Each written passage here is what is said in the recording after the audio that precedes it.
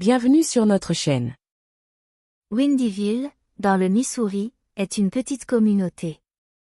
Le centre n'est guère plus qu'un carrefour, et en 2020, sa population s'élevait à 54 habitants.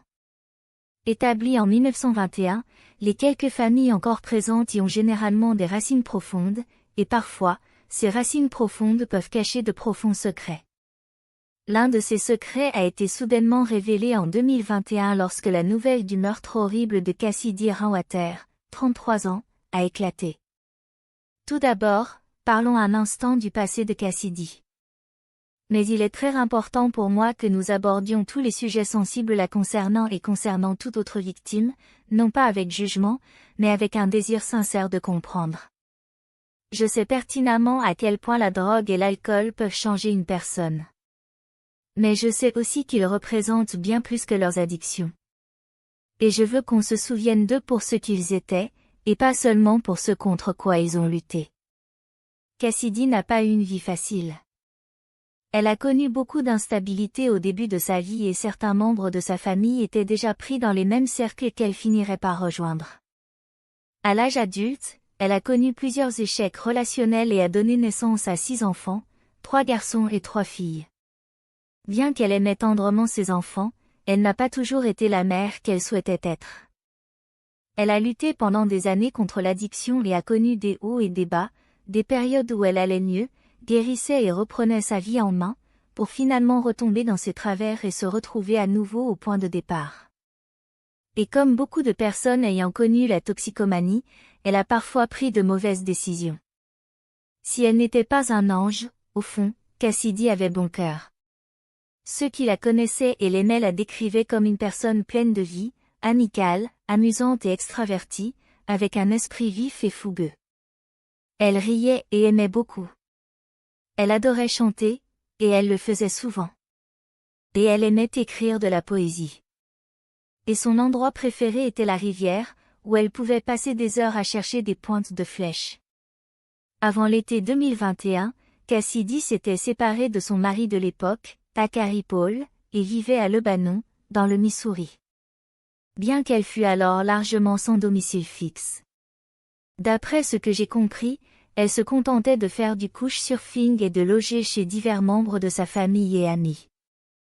Je n'en suis pas certain, mais je crois qu'elle logeait souvent chez une tante. Et s'il n'était pas rare qu'elle disparaisse pour de courtes périodes, elle revenait toujours au bout de 2 semaines. Je crois que c'est cette tante qui s'est inquiétée lorsque 6 semaines se sont écoulées sans qu'elle ne l'ait vue ni eu de ses nouvelles et a appelé la police. D'après les documents judiciaires, sa disparition a été officiellement signalée en août 2021.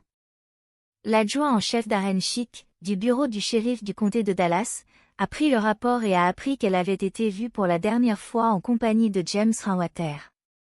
Il a ensuite été déterminé qu'il s'agissait de James Phelps, domicilié au 386 Moon Valley Road à Lebanon, dans le Missouri. Bien que cette adresse soit indiquée comme étant située à Lebanon, qui correspond principalement au comté de Laclede, sa cabane se trouve en réalité dans la partie de Moon Valley qui appartient au comté de Dallas, plus près de Windyville. Le même jour, le 25 août, l'adjoint Chris Clark a été dépêché sur place pour un contrôle de santé de Cassidy et a indiqué n'avoir trouvé aucune trace d'elle. Le 1er septembre, le sergent Robbie Simmons a été dépêché sur place et a parlé à James Phelps, qui lui a dit que Cassidy y séjournait depuis quelques semaines, le temps de se remettre sur pied, mais qu'il ne l'avait pas revue depuis le 25 juillet, date à laquelle elle était partie au milieu de la nuit. Elle était montée dans une voiture au bout de la longue allée de terre menant à la cabane. Il ne savait pas de quel type de voiture il s'agissait ni qui était venu la chercher, mais il a mentionné qu'elle avait parlé d'aller dans le Colorado. Il n'y avait aucune trace de Cassidy jusqu'au 16 septembre, date à laquelle le FBI de Kansas City a reçu un renseignement anonyme en ligne concernant cette photo étiquetée Cassidy. Certaines de ces photos montraient une femme partiellement vêtue dans une cage, immédiatement reconnaissable comme étant Cassidy. Les autres photos montraient le corps de Cassidy attaché à un portique, un appareil couramment utilisé pour le traitement du gibier sauvage, puis son éviscération et son démembrement. Le FBI a transmis les photos au bureau du shérif du comté de Dallas, qui a rapidement dépêché le sergent Simmons au chalet, où il a confirmé que la propriété correspondait à la scène de crime. À ce moment-là, James Phelps a été arrêté et transféré au centre de détention du comté de Dallas. La déclaration sous serment indique ensuite que le sergent Simmons a sécurisé les lieux et contacté le chef adjoint Darren Schick, qui a demandé un mandat de perquisition. Une fois les mandats d'arrêt obtenus pour la propriété et les appareils électroniques, le bureau du shérif du comté de Dallas, avec l'aide du FBI et de l'unité des scènes de crime du bureau du shérif du comté de Greene, a exécuté les mandats de perquisition et les enquêteurs ont procédé à l'investigation de la scène de crime. D'après la déclaration sous serment, lors de l'investigation de la scène de crime, des preuves matérielles ont été découvertes, notamment le portique situé derrière la résidence. À l'intérieur de la résidence se trouvaient des traces potentielles de sang et des objets provenant du congélateur, semblant être de la chair humaine, datés du 24 juillet. Ces objets ont été envoyés au laboratoire de criminalistique pour analyse, qui a confirmé leur compatibilité avec l'ADN de Cassidy. Des restes squelettiques, vraisemblablement ceux de Cassidy, ont été retrouvés sur la propriété adjacente où Phelps les avait déposés. Les enquêteurs ont pu localiser des preuves sur les appareils électroniques saisis. Ces preuves ont été envoyées au laboratoire d'informatique légale pour analyse. Lors de l'analyse, des messages entre James Phelps et Timothy Norton ont été découverts, préparant le meurtre de Cassidy le 24 juillet 2021. Phelps et Norton, Tim et Jim, étaient désormais les meilleurs amis du monde. Ils étaient complices en tout point. Ces hommes se parlaient quotidiennement et chacun connaissait parfaitement leur vie. Les deux hommes ont également indiqué leur adresse, le chalet de Moon Valley. Phelps était pourtant le seul résident principal à ma connaissance. Timothy Norton était chauffeur routier et aurait souvent dormi dans son camion. Il était sur la route lorsque Phelps a été arrêté. Mais à son retour en ville le 19 septembre, il a également été interpellé. Et tandis que Phelps restait silencieux et invoquait son droit à un avocat, Norton a commencé à parler presque immédiatement. Le 20 septembre, il a avoué le meurtre de Cassidy. Selon la déclaration sous serment, Norton a déclaré aux agents que Phelps lui avait demandé de venir pendant que Cassidy dormait encore. Il a affirmé que Phelps lui avait demandé de dormir par terre, près de la porte d'entrée de la cabane. Ils avaient donc facilement accès à elle pour l'attaquer. Norton a déclaré avoir maintenu ses jambes pendant que Phelps l'étranglait et lui plaçait un sac sur la tête. Il a déclaré qu'après le décès de Cassidy, lui et Phelps ont fait une courte pause avant de porter son corps à l'extérieur. Il a déclaré que Phelps l'avait ensuite attaché au portique et avait commencé l'éviscération et le démembrement de son corps. Norton a ensuite aidé à transporter le corps démembré de Cassidy dans la baignoire de la salle de bain. Après cela, Timothy Norton a également été arrêté. Dès le début, la police est restée très discrète sur cette affaire. Et compte tenu de la nature choquante du crime, il y a eu un manque surprenant d'attention médiatique. Il n'y a eu aucune mise à jour policière télévisée et peu d'informations ont été diffusées à ce sujet. Lorsque des mises à jour ont été publiées, elles n'ont été diffusées que sur la page Facebook du bureau du shérif.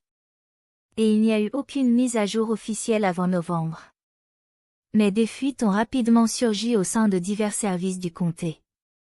La rumeur s'est répandue avec une horreur croissante. Des rumeurs terribles circulaient sur une jeune fille enfermée dans une cage, des scènes de torture pornographique sur le dark web et du cannibalisme. Des rumeurs inquiétantes circulaient également sur des preuves concernant d'autres victimes. Mais ces rumeurs restèrent principalement au sein de la communauté jusqu'à la nuit du 4 octobre, lorsque la cabane du 386 Moon Valley, où Cassidy Rainwater avait perdu la vie, prit soudainement et mystérieusement feu. Plusieurs services de la région intervinrent sur les lieux. Peu après l'arrivée des premiers secours, le capitaine d'un service de pompiers se retrouva sur un fil-piège improvisé, auquel étaient attachés des explosifs. L'endroit était entièrement piégé. Les démineurs furent appelés.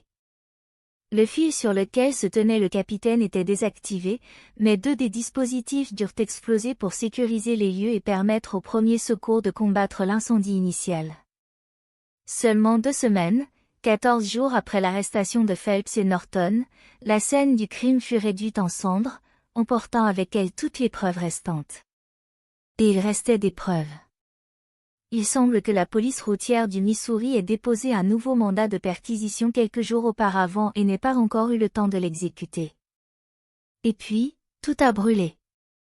L'incendie a été déclaré criminel et une enquête aurait été ouverte, mais les habitants affirment que la police n'a même jamais enquêté. Les voisins n'ont jamais été interrogés, et un habitant de Moon Valley a même offert les images de sa caméra à la police, qui n'a manifesté aucun intérêt. L'incendie a fait sourciller, comme il se doit.